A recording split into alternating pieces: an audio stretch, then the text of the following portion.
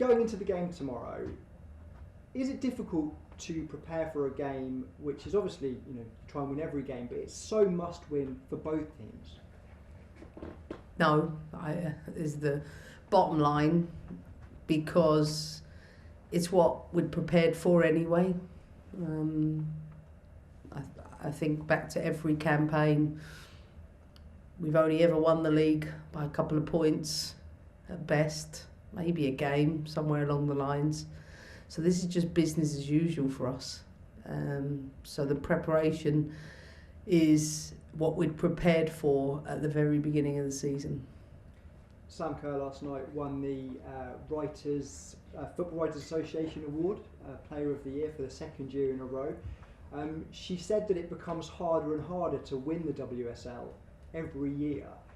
Is that a sentiment that you share? And if so, what is it that Chelsea then continues to do better each season?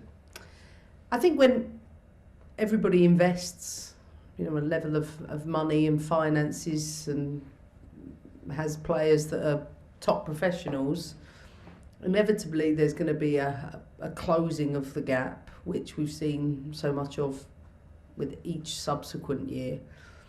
I think the difference this year has probably been that more teams have been at a higher level than previously, and as a result of that, more games have been difficult, as opposed to, as a differentiation between some games. But like I've said before, it's not like we've won leagues comfortably in the past, so nothing is different from our perspective. We've always known from previous experience it goes to the last game. Mark Skinner said that he is pleased, even if they do finish second, to have disrupted the historic top three. He went on to say, though, that he doesn't feel that his Manchester United side have got enough credit for this season. What do you think about that? Well, they should. He should be. I know he'll be very proud of them. They're very deserving of the place they're in. That like us, they're competing for the title in the final game. They're deserving of everything. They've had an outstanding year. He's had an outstanding year. And I think everybody in the football world recognises that quality, and internally we, credit them by making sure we're as prepared as possible when we play against them. So I think Man United have been, far and away one of the best teams in the league this year. And it'd be, I'm sure Mark will build on that and make them even more competitive next year. He mentioned he'll be keeping one eye on the Reading score. Obviously all games kick off at 2:30. Will you be keeping an eye on the Liverpool score? I might ask at half time, but for the most part I will focus on just what we're in control of, and so coming at half time I'll ask what it is, and if I need to ask what it is in the second half then I will do, but I don't think about it, to be honest with you. I just think about getting off to the right start, respect that we're playing a team that are fighting for their lives, for a manager that I know very well, and I know how she'll prepare her team. For us, we have to take care of all the right things. Couple questions on players. A couple of weeks ago there was some confidence around Millie Bright may be available for the World Cup. Do we have any update on her? No update. Still in the same place. I'm still confident she will make the World Cup, but the timelines in this period, I don't know what it will be, sort of transitioning her from maybe Chelsea to England medical team. But I'm still confident she will make it. And Frank Kirby signed another year. How much of a boost is that for the club? We've really missed Fran. We really have. Made no secret in the past what a wonderful player I think she is, and I'm looking forward to her getting a pre-season under her belt. She's one special talent that's generational. So for us to have her back, hopefully, fit, flying, fresh, will feel like a new signing for us next year. Final one from me. This is the first full WSL season following the European glory last summer. There's been some huge highlights. Obviously, the FA Cup final in front of a sold-out Wembley was one.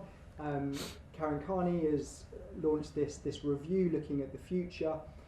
What is it that you would like to see maybe new or kept or tweaked next season to keep this momentum going in the women's game? I think probably just building on what we've already done, and that's making sure there's more games in men's stadiums, but with growing attendances. No one wants to play in front of an empty house. I think that's the big thing for me.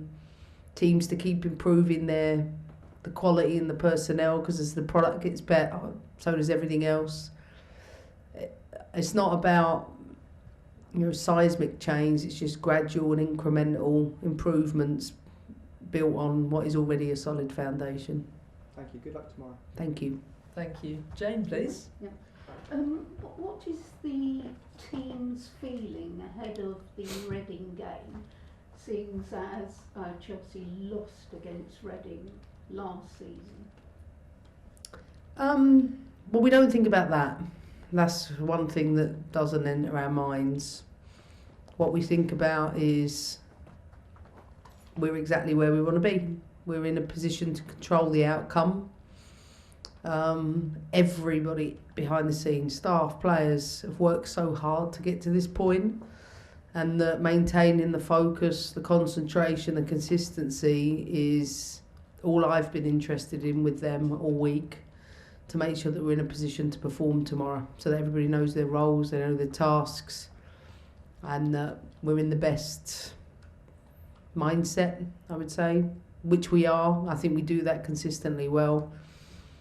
I'm just looking forward to seeing, I think, a really, really strong Chelsea fan base in the crowd. Certainly going to encourage the numbers to come and support us. We need it. And we have to keep reminding the team we're 90 minutes away from winning the title, and that's all of my energy is focused on doing that. And you're going to go for another fast start like you did against Arsenal? For sure, I want a fast start, but as we know, these are human beings. It doesn't mean I get what I want, but it's our aim. How would you sum up the season? Well, ask me after the game tomorrow, and then I'll answer it. But I think until the season's end, I can't do that. Erin Cuthbert, she's been on fire recently, and she's done some crucial and amazing tackles, especially at the weekend against Arsenal. How would you sum up her performance?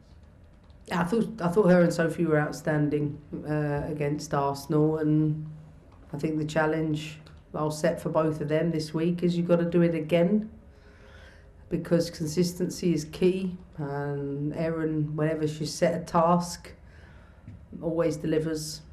She's growing into her role as a midfielder, and I've come to expect these performances from her, but she's an absolute winner, someone who wants to keep improving, keep winning, keep growing, and I know that I can count on her going into games like tomorrow, someone who is accountable and has been for this team ever since I've been here. Maren Mielda, you had a long discussion with her after the game on Sunday, obviously analysing the game, and I know you've spoken about her great leadership qualities in the past and recently. Will she be taking on Magda's mantle as captain?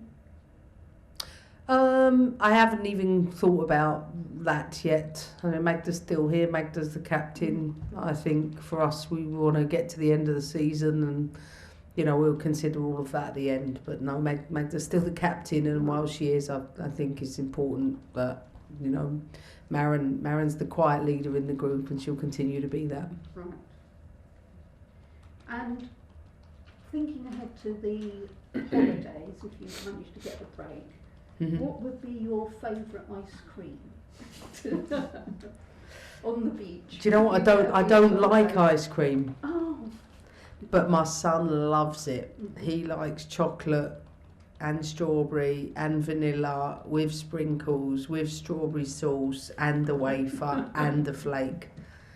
I'd prefer to have a cup of tea, to be honest with you.